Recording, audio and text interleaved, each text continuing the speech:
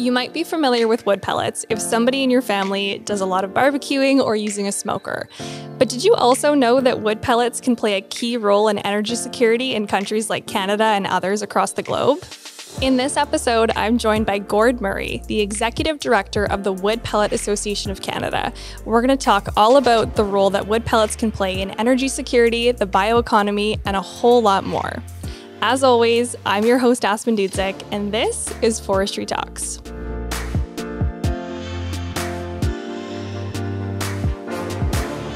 Well, Gord, thank you so much for joining me. I'm really excited to have this conversation. As you know, we discussed the theme of the podcast this year is forest products as solutions. And really, I don't think you can have that conversation without talking about wood pellets. This also happens to be a side of the industry that I don't know as much about. So I'm really looking forward to the conversation. You are the Executive Director of the Wood Pellet Association of Canada. So tell me a little bit about your role and how you got into this position with WPAC.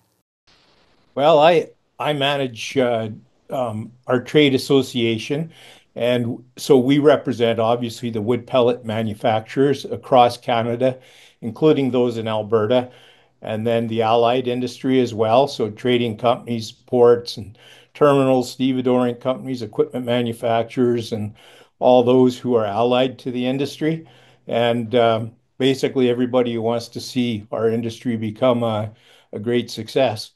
And I got into the industry really more by accident than anything. And I think that's common of a lot of people where I spent a pretty long career in the primary forest industry. I'm a forester and an accountant by profession. And I was doing some work advising companies who were buying and selling sawmills and and I happened to be selling a sawmill to a pellet company who wanted to expand, and then they decided they liked me. I must have fooled them, and somehow I got into helping the Pellet Association on a 3 days a month consulting contract, and And then you less than never a year went left. by, and that was about 16 years ago, and so here Oh I my. am. Um, So having lots of fun in the wood pellet world then. Yeah, still get up every day and get excited about what we're doing as an industry. Yeah. Well, I'm excited to dig into it. Maybe if you can paint a picture for us, how big is the wood pellet industry in Canada? So we've got around 50 wood pellet plants across the country. Uh, um, the main provinces are BC, Alberta. We've got some production in Ontario, Quebec, and all the maritime provinces. And we've got multiple ports in Atlantic Canada that we ship from, two ports on the west coast, Prince Rupert and Vancouver. And Alberta alone accounts for around a third of Western Canadian production, so it's significant. And Hmm. altogether, I think there's 5 pellet plants in Alberta with about close to 800,000 tons of annual capacity. Yeah, well, really exciting. It sounds like there's lots of opportunity for Canada to play a key role in providing wood pellets domestically and in other parts of the world to support.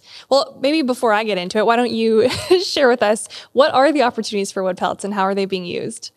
Well, so in total, there's around 53 million tons of wood pellets produced around the world every year. Canada is one of the largest producing countries, but even at that, um, we only produce around 3.5 to 4 million tons a year.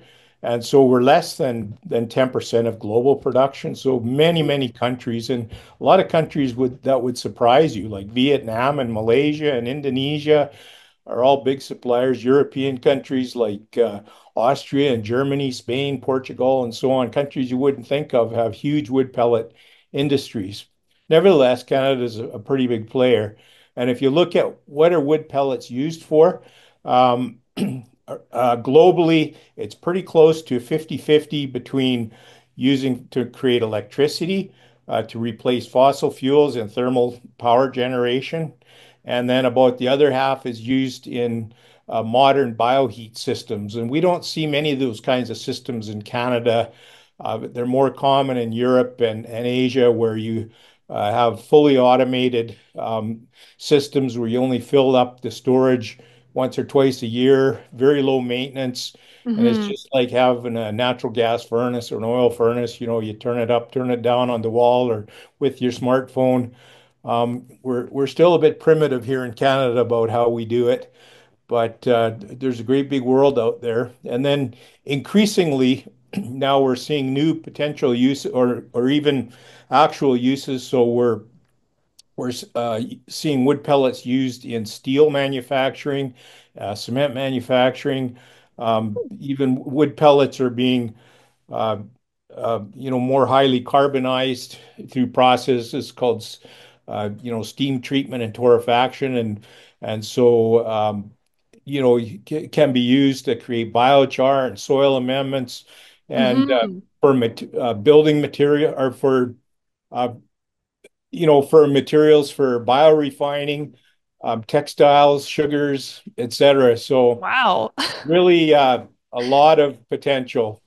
A Yeah, lot no of people kidding. just think of a pellet stove, but that's just barely the tip of the iceberg. Well, Gord, you're certainly a wealth of knowledge in this space, and I do really want to get to some of the opportunities in the BEC space and carbon and all that kind of stuff. But maybe take things back a little bit and start in the energy space, because I think energy is something that lots of folks are thinking about. Certainly, as we're seeing more data centers in Alberta, for example, and in around the Grand Prairie region, there's going to be a big like AI data center that's going to be built, and there's increased energy demands with stuff like that. So what kind of opportunities are there for wood pellets to play a role in energy security in Alberta and in Canada? Well, ironically, in Alberta, there is a lot of opportunity with the phasing out the coal power, but honestly, we haven't had any luck in Alberta convincing the power companies there to adopt wood pellets.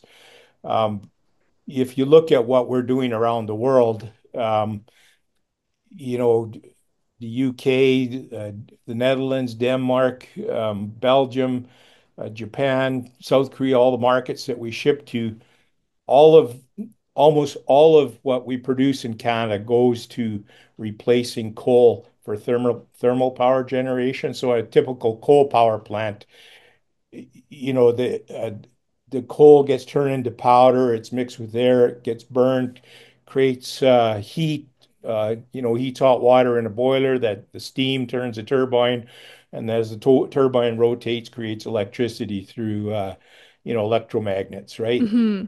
Grade 8 science. Um, It's always nice to have a refresher.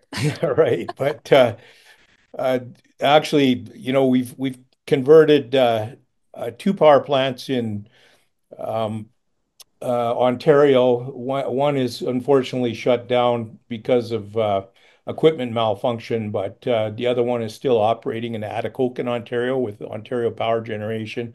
MB Power, their board of directors actually just decided around a week ago to proceed with converting their coal power plant at Baldoon to Mhm. wood pellets. In that case, they're going to be using the advanced dark wood pellets.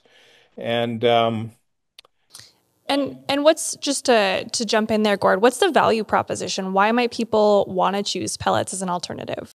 it's strictly to do with they are cost competitive, although is more expensive than just digging coal out of the ground and burning it. But in comparison to other renewables, they are cost competitive. And then the primary benefit, of course, is the greenhouse gas benefits. And so when accounting for the transportation along the supply chain, depending where we ship them around the world, the very longest, farthest market that we ship to, we still get an 80% improvement in greenhouse gas reduction, emissions over coal, for Hmm. example.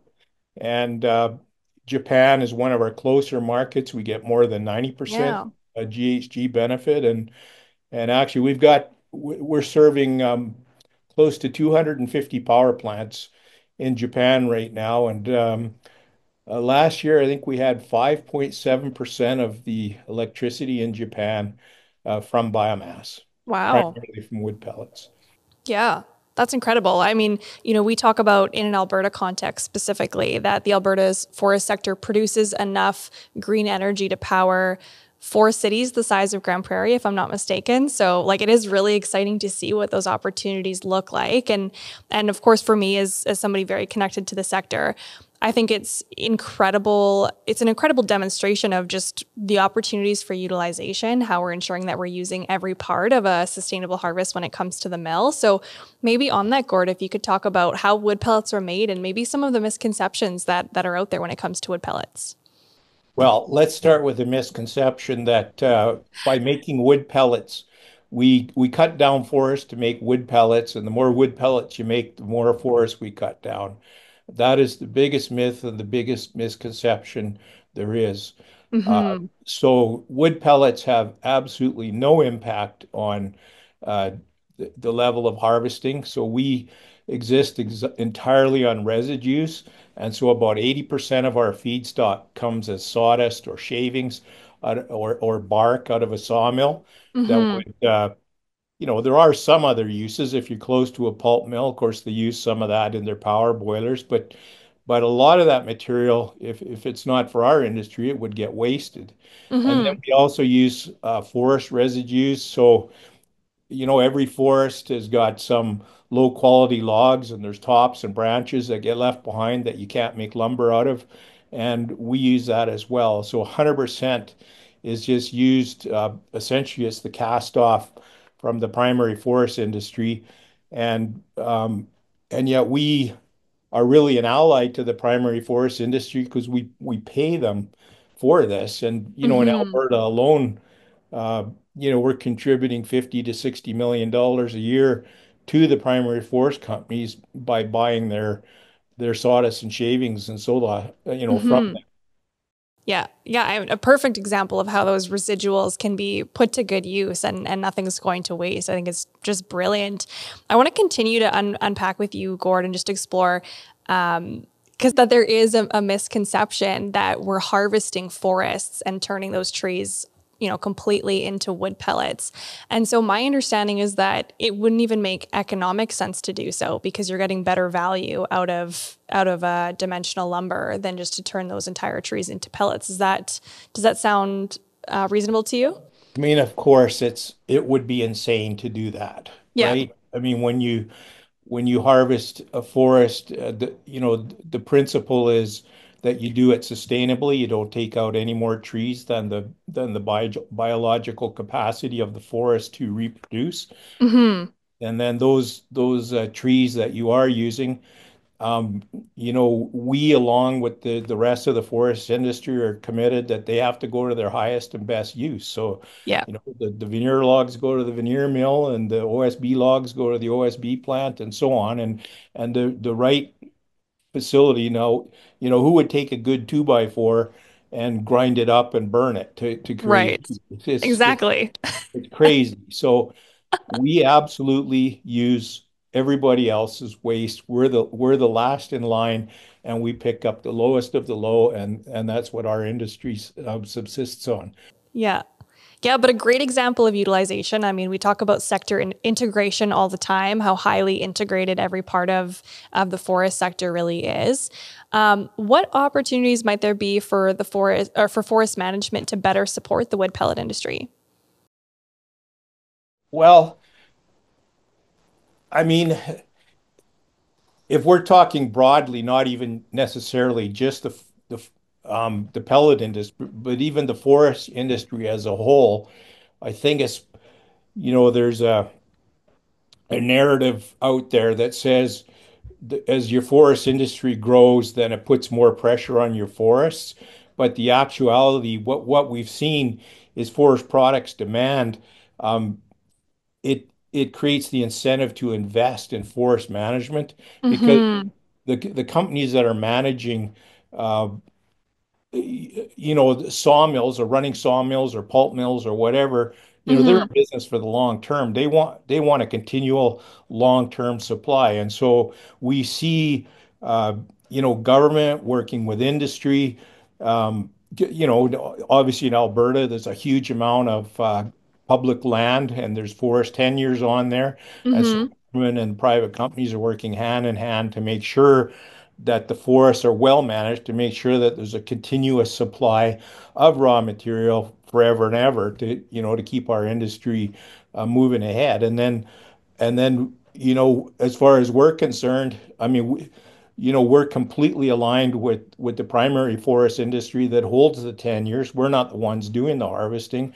We're just Mm-hmm. there essentially doing the cleanup. And so we want to see these good practices continue. And in addition to that, when we're selling into our markets, they're all regulated. Mm-hmm. So whether we sell into Japan, they have a program called the feed-in tariff, or I mean, that's just one example. But for the companies to be able to charge for green power, they have to Mm-hmm. demonstrate that they're using pellets that have been made from sustainably managed forests and that the greenhouse gas Yeah. benefits are there, and it's all audited by third parties. So we depend on the primary forest industry to give us the evidence of that through forest certification and so on. So it's really a very symbiotic relationship.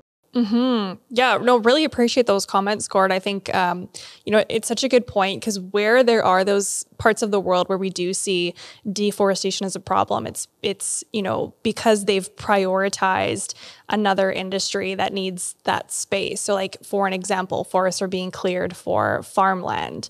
But where there are countries where a vibrant forest industry is present, where forestry is a valued part of the economy, you're not seeing deforestation because, I mean, one, it's not an economic or viable business model whatsoever to completely cut down the entire resource and then everybody has no job at the end of the day. But two, the people like yourself who are foresters get into this industry because they love the forest. So it just really doesn't make sense. I mean, you're right on, and it's unfortunate that there are those countries, a lot of them converting forests into agriculture or into monoculture plantations with non-indigenous tree species, Mm-hmm. or into palm plantations, for example, in some countries, and uh, and the practices of those, they get picked up or seen by our customers, and then they create regulations to try to prevent those kinds of abuses, but then apply those same regulations in onto Canada, and Mm-hmm. it makes our life more complicated due to the poor practices in some of those other countries. Mm-hmm. Well, I mean, that's why certification is so important. And it sounds like it plays a big part in your work in the wood pellet sector. We look at certification as for us, it's like having a driver's license. If you Yeah. don't have certification, you're out of business. Yeah, that's great. In addition to sustainability certifications, what sets apart the Canadian wood pellet industry from other countries that are wood pellet producers? Uh, we have a respect for the rule of law. We're reliable. All almost almost all of the wood exports from Canada are for power generation, and we sell under long-term contracts, anywhere from, let's say, 5 up to 20 years, with very large power utilities, and they're looking for very reliable counterparties that can deliver on time, that the quality is high. Uh, I mean, a wood pellet seems like a fairly simple thing, but there's, the durability, the chemical content, how it reacts in a power boiler, and so on. Whether they're produced sustainably, and we can produce the evidence. We rank, among the highest of any country in those cases. And so, fortunately, our wood pellets are sought highly, and honestly, we probably turn away more business than we sell at the moment. I mean, it's not always going to be like that, but And is that just a supply demand issue? well, I think it's we're reliable, and I don't say that lightly. I mean, in the United States, for example, there's been companies that have signed contracts and then, gone into bankruptcy or reneged on contracts, and it hits the news. Fortunately, we don't get targeted with any of that kind of thing. There's questions and some. I had to be careful about talking about specific countries, but I Yeah. mean, some countries have reputation for not adequately cooling their cargoes before they're loaded on vessels, and causes self-heating and fires and all kinds of Mm, problems in the plants, and excessive dust, and you can end up with fires and yeah. explosions and so on. When the customers deal with Canadian pellets, they don't get any of that. They just Yeah. show up day after day, and they work the way they're supposed to, and they keep coming back, and every time a contract gets close to expiring, it's re-signed and extended for another period. Well, it's great to know we have such a solid reputation in this space, and as part of the broader forest sector ecosystem. So we chatted a little bit earlier about biochar and some of the bioenergy carbon capture aspects of this. Maybe Gord, if you want to walk us through that.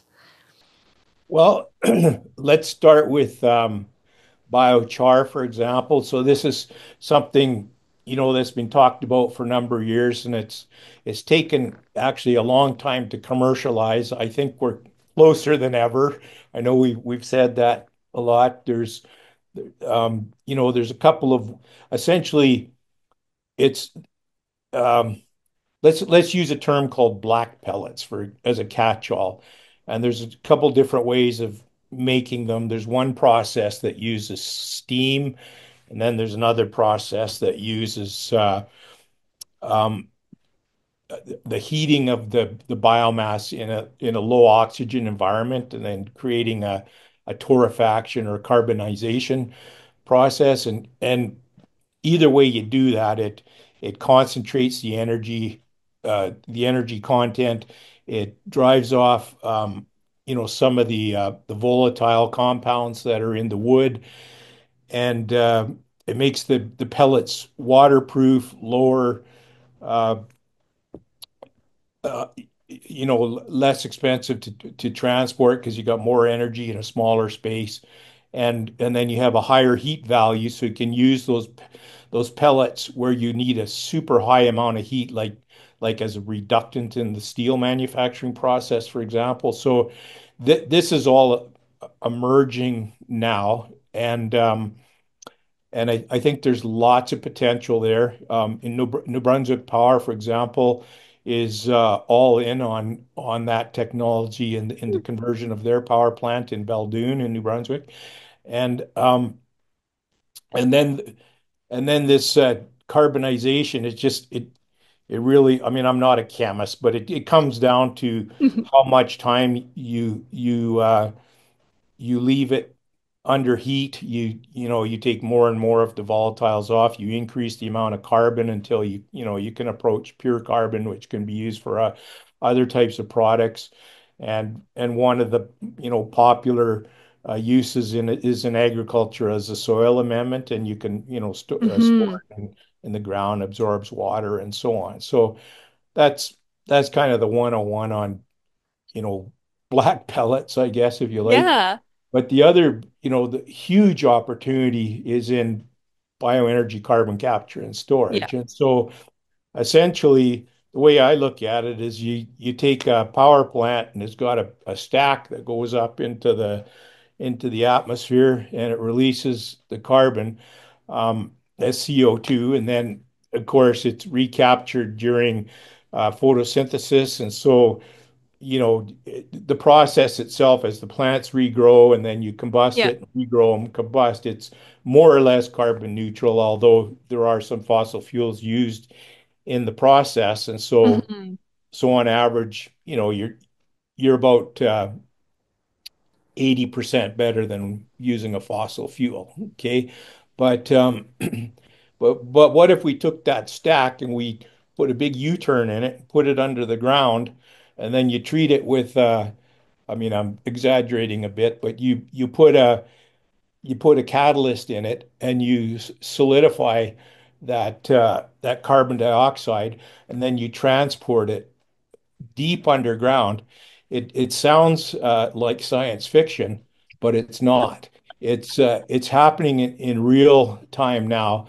Um, there's it's our this process has already been used in the oil industry for enhanced oil extraction is and but with bioenergy carbon and capture and storage, they're storing the carbon deep underground in permanent locations in the North Sea and anywhere there's geological formations that can hold that material, and it stays there permanently.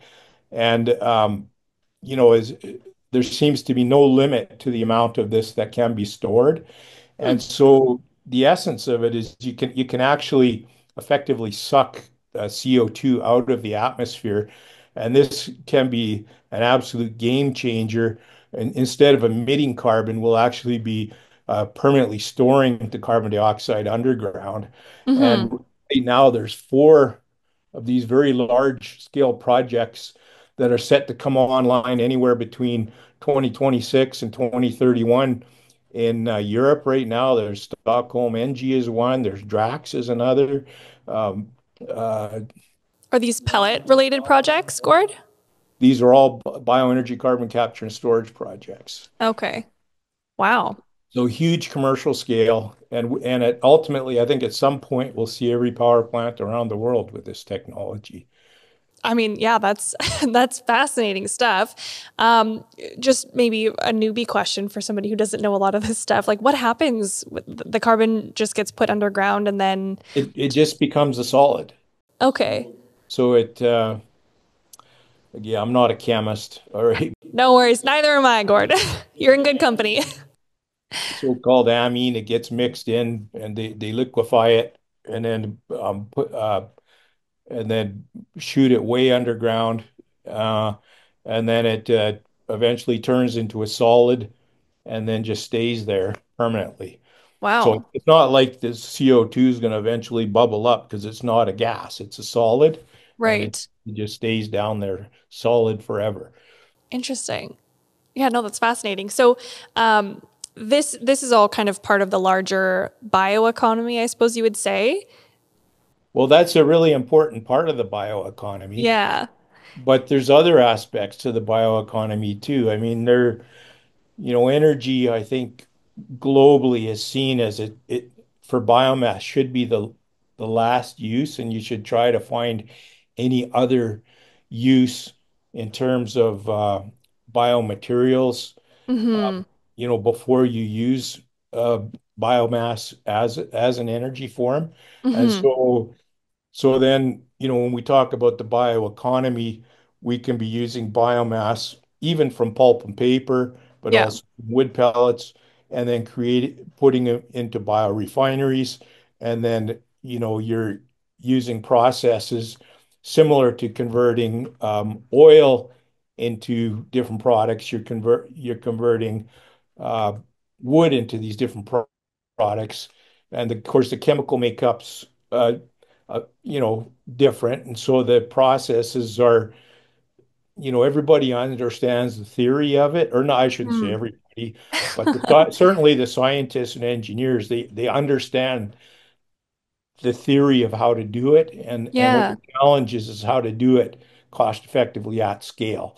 And of Right. course, they figured it out 100 years ago for oil, but they haven't quite got it perfected for wood yet. But I mean, the basic principles are the same, Yeah. right? So lots of things are in the works, and that's exciting. I'm always, thrilled to hear about what opportunities there are to continue to innovate for the sector, and the bioenergy space is so exciting. Um, I'm curious, Gord, what opportunities are there for various governments to better enable the wood pellet sector to do their great work? Well, here in Canada, you know, we've, I mean, we've had from our governments, provincially and federally, I would say outstanding support in terms of export development. I honestly couldn't really ask for more. Uh, I Awesome. mean, well, I could ask for more because we're always scratching every year, but I Yeah. give them full marks for effort, for making funds available for us to go out and do the job. And, we have developed those markets, we built our industry, and it's the same. Hmm. So to that extent, it's great. But the use within Canada, I'm disappointed that solid biofuels are overlooked in favor of gaseous and liquid biofuels. And there's really very little support for Hmm. developing the uses within Canada. And, in Western Canada, we take it for granted that like Alberta is a big natural gas producer, same as BC. And compared to coal or oil or whatever, gas is, a lot better for the environment. Although, it's still is a fossil fuel. But, we sort of take it for granted that everybody's got a furnace and everybody's got natural gas. Hmm. But when you hit Quebec, there is no more natural gas distribution, and there's only a little tiny bit comes into the Maritimes out of the United States, and it only hits a couple of the main cities like Fredericton, Moncton, St. John, and into Halifax. But the whole Hmm. rest of the Maritimes and virtually all of Quebec, Northern Ontario, is not covered by any kind of a gas network, and so you're Yeah. left with using heating oil, which is very dirty, or in Eastern Canada, you've got a lot of fossil electricity that's high carbon, and so you've got a very dirty heating network, and we've demonstrated with these new modern bioheat systems, we could reduce people's home heating costs by 50%, uh, in an area of the country that's got the highest energy poverty. Hmm. We could lower costs by 50%, by converting to bioheat systems. Wow. But it's been a struggle to get governments on board with that. And there's What are the barriers? well, some of the barriers are lack of knowledge. Um, as a tiny industry, we're trying to, get the word out and explain how this all works. Uh, Yeah. one of the biggest barrier by far is that we're unable to import the technology, which is all made in Europe, and there's none of this at scale made in Canada. And so the only place we can go for it is Europe, and yet the Canadian regulatory authorities won't allow these combustion systems to be used in Canada, Hmm. despite us having this Canada-Europe trade agreement. And anyway, we've got a committee struck now within the Canadian Standards Association. We are developing a new Canadian standard, which I hope will be complete within about a year, where that will enable us to import these boilers. And I think that the floodgates will open at that point, and we'll start seeing adoption of this technology in Canada. Hmm. And the other thing is like there's a bit higher capital cost to put in a biomass system rather than an oil furnace. And so getting people over the hump on that upfront capital, putting the money out upfront with the full realization you're going to have lower costs month by month by month when you pay it Hmm. off. But just getting that upfront, conversion cost is a bit expensive. And so, we're slowly making headway. I mean, we've got hospitals, universities, uh, uh, schools, swimming pools, municipal works yards, government buildings, churches, you name it, all over the Maritimes. Hmm. But, I mean, I can list off a whole bunch of installations, but when you look at it as a percentage of the whole Yeah. heating network, we're still just a small fraction. And so I think there's tons of room to grow there. Yeah. And the two advantages are we can reduce people's home heating costs by half, and Hmm. then we can reduce the greenhouse gas emissions. and then reduce our reliance on imported natural gas from the United States as well, because the Yeah. Western Canadian gas doesn't get back there. So Well, you make a great case, Gord. It's hard to argue with all that, and I'm really encouraged to hear that there is progress. That we are seeing some support for exploration in this space in certain parts of Canada, and would love to see that trend continue in other parts of the country as well.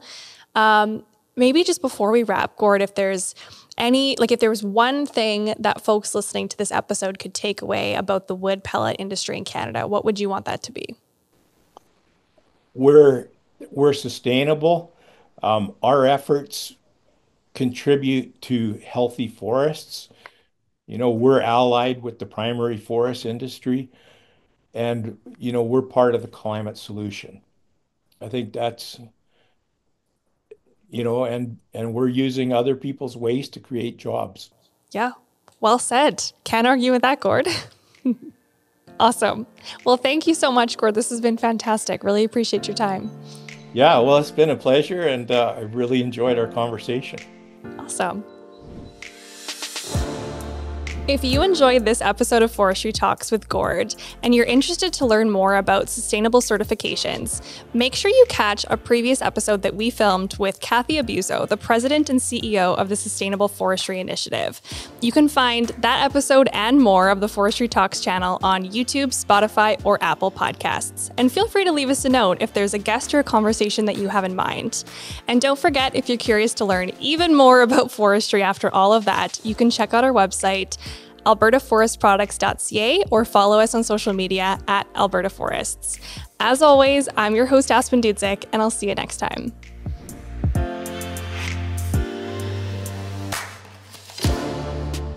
This series is proudly produced by the team at Road 55.